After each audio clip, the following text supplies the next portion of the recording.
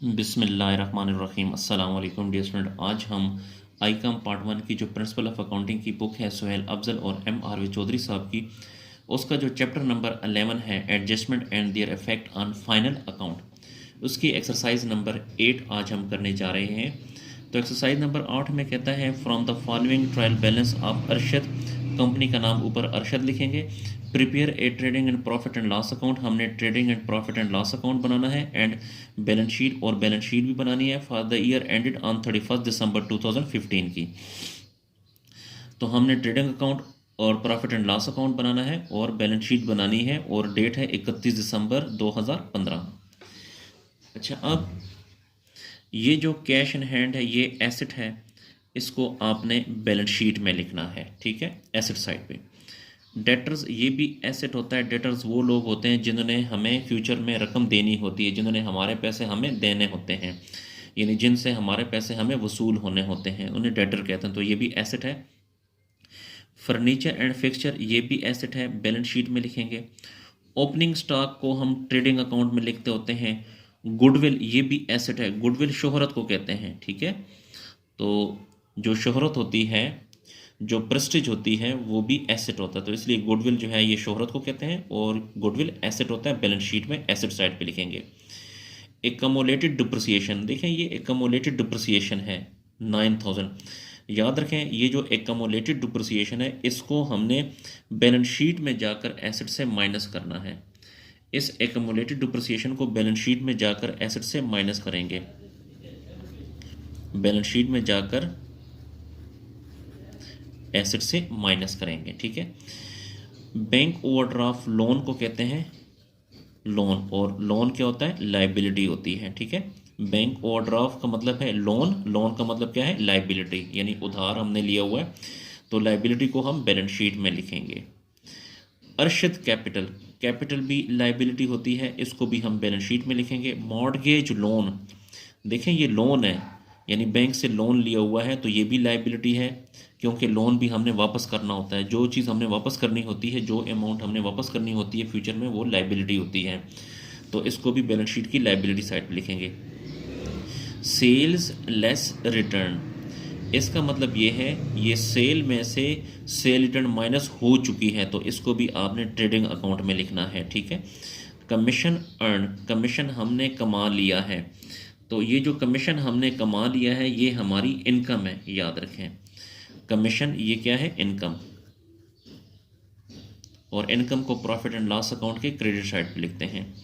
Purchases less return, यानी purchases और purchase में से जो परचेज रिटर्न वो माइनस हो चुकी है, तो इसको भी आपने ट्रेडिंग अकाउंट में लिखना है। रेंट एक्सपेंस, ये एक्सपेंस है, तो ये इनडायरेक्ट एक्सपेंस है, प्रॉफिट एंड लॉस अकाउंट की डेबिट साइड पे लिखेंगे। मिसलिनियस एक्सपेंस, ये भी मुख्तलिफ किस्म के एक्सपेंस है, तो इसको भी आपने प्रॉफिट एंड लॉस अकाउंट की डेबिट साइड पे लिखना है। तो अब हम डियर फ्रेंड एडजस्टमेंट की तरफ चलते हैं जी। तो ये एडजस्टमेंट है। एडजस्टमेंट नंबर 1, याद रखें एडजस्टमेंट के दो इफेक्ट होते हैं, यानी दो इफेक्ट का मतलब है इनको हमने 2 दफ़ा लिखना होता है। तो नंबर 1 में क्लोजिंग स्टॉक है 1,05,000, तो क्लोजिंग स्टॉक को एक हम एसेट में लिखते हैं और दूसरा हम इसको ट्रेडिंग अकाउंट में लिखते हैं। याद रखें पहले हम इसको ट्रेडिंग अकाउंट में लिखेंगे और फिर इसको एसेट साइड पे लिखेंगे। डिप्रिसिएशन, डिप्रिसिएशन जो है ये इनडायरेक्ट एक्सपेंस होता है, तो फर्नीचर का 10% हम लेंगे। और रेंट अनएक्सपायर्ड, अनएक्सपायर्ड का मतलब है यानी प्रीपेड, अनएक्सपायर्ड का मतलब क्या है, प्रीपेड। जी मैं लिखता हूँ यहाँ पे, अनएक्सपायर्ड का मतलब होता है प्रीपेड, और जब भी लफ्ज़ प्रीपेड आ जाए या अनएक्सपायर्ड आ जाए या एडवांस आ जाए तो आपने माइनस करना है, और दूसरा एसेट होता है।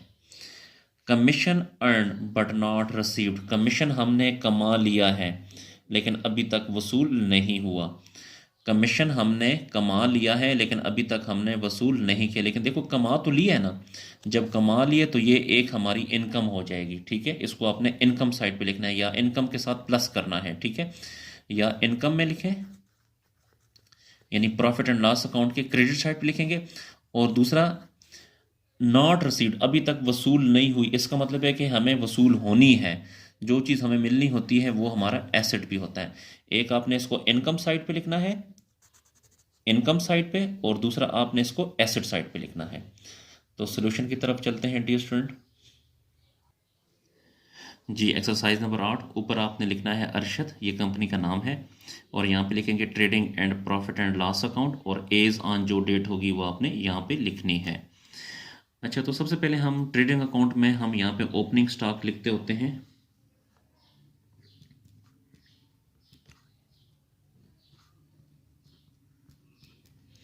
ओपनिंग स्टॉक है 60,000। उसके बाद हम यहाँ पे परचेजेस लेस रिटर्न, तो यहाँ पे परचेज लेस रिटर्न, इसने हमें इकट्ठा दे दिया कि परचेज लेस रिटर्न इकट्ठा दे दिया, तो इसको भी यहाँ पे लिखते हैं 1,45,000। उसके बाद और डायरेक्ट एक्सपेंसेस नहीं है, डायरेक्ट एक्सपेंसेस अगर होते तो उसको मैं यहाँ पे लिखता। यहाँ पे हम लिखते हैं सेल्स लेस रिटर्न, यहाँ पर भी इसने इकट्ठा दे दिया है 2,32,500, और यहाँ पे हम लिख देते हैं क्लोजिंग स्टॉक, क्लोजिंग स्टॉक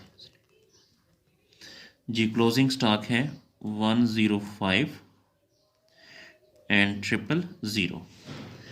अच्छा डिस्टेंट, अब आपने देखना है कि इन दोनों में से ये वाली साइड बड़ी है कि ये वाली साइड बड़ी है, तो आई थिंक कि इसकी ये वाली साइड बड़ी है। तो इन दोनों को प्लस करें, 2,32,500 जमा 1,05,000, इन दोनों को प्लस करने से आता है 3,37,500। यहाँ पर भी यही अमाउंट यहाँ पर भी लिखें, 3,37,500। 3,37,500 में से 60,000 भी माइनस करें और 1,45,000 भी माइनस करें, यानी इस अमाउंट में से ये दोनों अमाउंट माइनस करेंगे तो आपके पास बैलेंस बच जाएगा 1,32,500। इसको आपने कहना है ग्रॉस प्रॉफिट, ग्रॉस प्रॉफिट जी। ये हमने ट्रेडिंग अकाउंट बना लिया। अब इसके बाद हम बनाते हैं प्रॉफिट एंड लॉस अकाउंट। तो ये प्रॉफिट एंड लॉस अकाउंट है जी। प्रॉफिट एंड लॉस अकाउंट के डेबिट साइड पे याद रखें कि इनडायरेक्ट एक्सपेंसेस लिखते हैं और क्रेडिट साइड पे इनकम लिखते होते हैं। तो ये जो ग्रॉस प्रॉफिट है ये भी इनकम है, इस इनकम को उठा के यहाँ पे लिखें, तो ग्रॉस प्रॉफिट 1,32,500, तो यहाँ पे लिखें 1,32,500। इसके अलावा जो कमीशन और हमारे पास है, कमीशन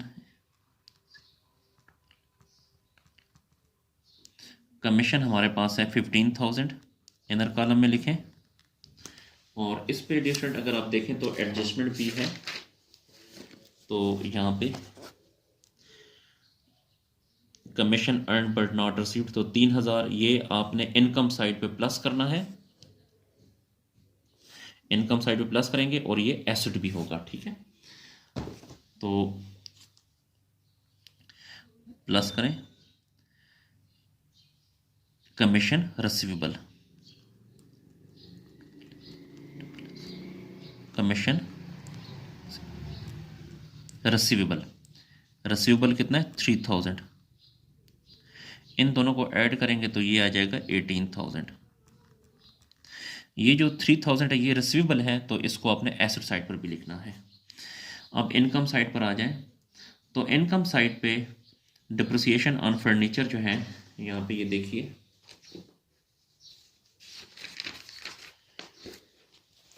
ये वाला, सॉरी, ये एक्यूमुलेटेड डिप्रिसिएशन ऑन फर्नीचर कितना है 9,000, तो ये भी लिखें यहाँ पे।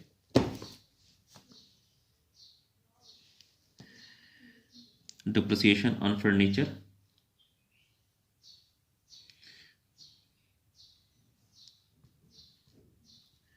एक्यूमुलेटेड डिप्रिसिएशन ऑन फर्नीचर वो है 9,000, और रेंट एक्सपेंस कितना है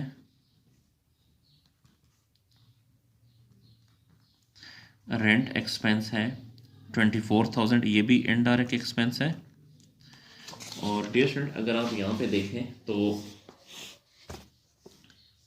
रेंट अनएक्सपायर्ड यानी प्रीपेड 6,000 है, तो ये माइनस करेंगे और एसेट होगा। तो पहले आप इसको माइनस करें, लेस प्रीपेड, प्रीपेड है 6,000 और यही 6,000 को फिर हम एसेट में भी लिखेंगे। 24,000 जमा 6,000, सॉरी 24,000 में से 6,000 को माइनस करें तो 18,000 आता है जी। इसके अलावा और है मिसलिनियस एक्सपेंस है,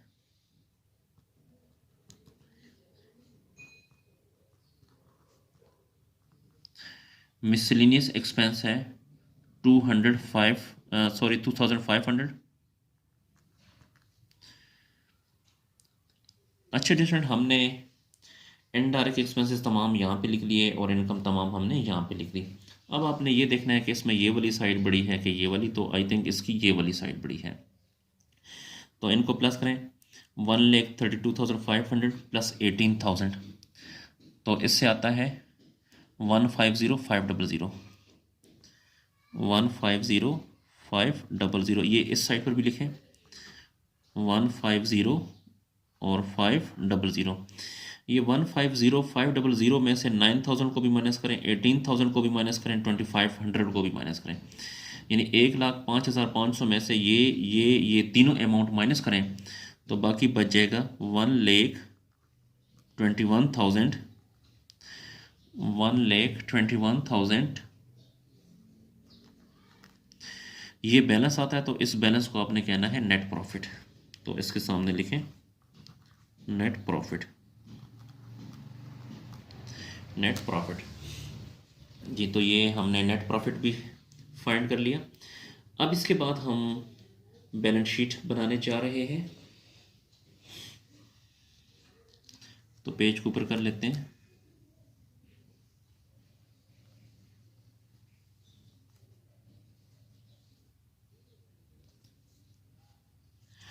जी तो ये बैलेंस शीट है।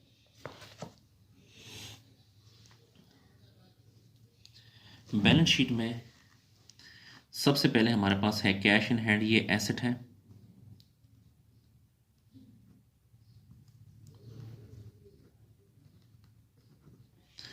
कैश इन हैंड है 15,000। उसके बाद डेटर्स, ये भी एसेट है। डेटर्स की अमाउंट है 42,500। क्लोजिंग स्टॉक, ये भी एसेट है।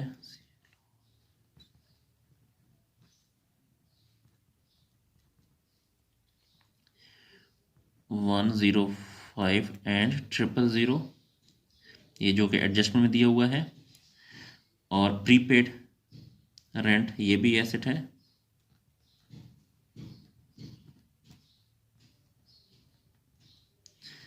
प्रीपेड रेंट है 6,000। कमीशन रिसीवेबल, ये भी एसेट है।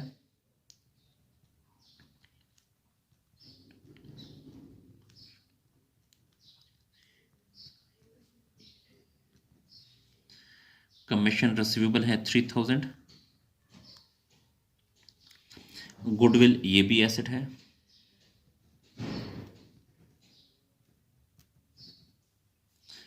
गुडविल है 60,000। फर्नीचर एंड फिक्सचर, ये भी एसेट है। Furniture and fixture, furniture and fixture की अमाउंट है 90,000। सॉरी डियर स्टूडेंट, आपको एक चीज़ बताना भूल गया था। यहाँ पे जो ये वाला जो डिप्रिसिएशन है ना, ये डिप्रिसिएशन ऑन फर्नीचर, ये एकमुलेटेड डिप्रिसिएशन नहीं है, ये डिप्रिसिएशन ऑन फर्नीचर है। ये हमने कौन सा लिए, तो यहाँ पे अगर आप देखें तो डिप्रिसिएशन ऑन फर्नीचर 10% है, ठीक है। तो आपने ये जो फर्नीचर, यहाँ पे फर्नीचर की अमाउंट है 90,000, ये फर्नीचर 90,000 है, तो 90,000 का 10% 9,000 वो ये आया है, ठीक है डियर स्टूडेंट, तो मैंने कहा आपको ये पॉइंट में क्लियर करा दूं। अच्छा, तो अब हम दोबारा बैलेंस शीट की तरफ चलते हैं।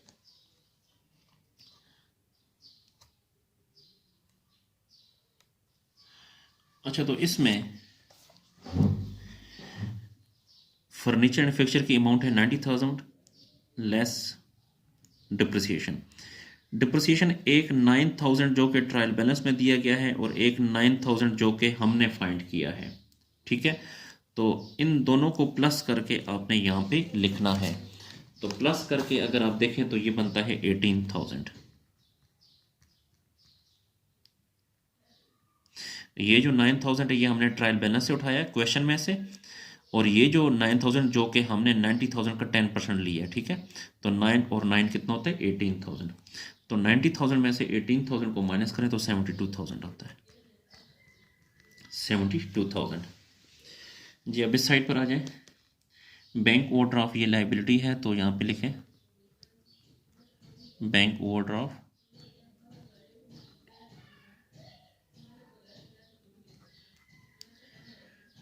ओवरड्राफ्ट है 27,500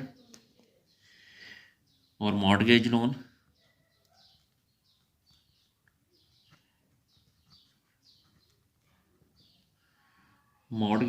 लोन है 60,000, ये भी लाइबिलिटी है।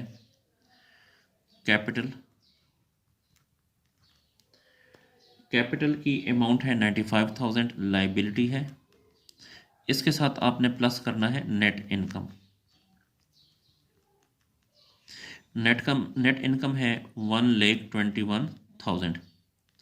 तो 95,000 के साथ 1,21,000 को प्लस करेंगे तो ये आ जाएगा 2,16,000। अच्छे रेस्टोरेंट, अब हमने इसका टोटल करना है। तो अगर आप यहाँ पे देखें तो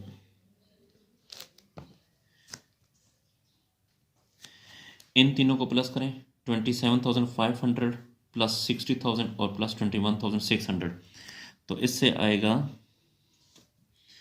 303,500। 303,500। इसी तरह इस साइड पर भी अब आपने इनको प्लस करना है। 15,000 प्लस 42,500 प्लस 1,05,000 प्लस 6,000 प्लस 3,000 और प्लस 60,000 और प्लस 72,000। तो इनको भी प्लस करने से आता है 303,500। तो क्वेश्चन हमारा बिल्कुल ठीक है, क्योंकि जब भी आप याद रखें कि बैलेंस शीट के एसेट और लायबिलिटी साइड जब आपस में इक्वल हों, तो देखें यहाँ ये साइड और ये साइड आपस में बराबर हैं, इक्वल है, तो इसका मतलब है हमारा जो क्वेश्चन है वो दुरुस्त है। जिसको नोट कर लें।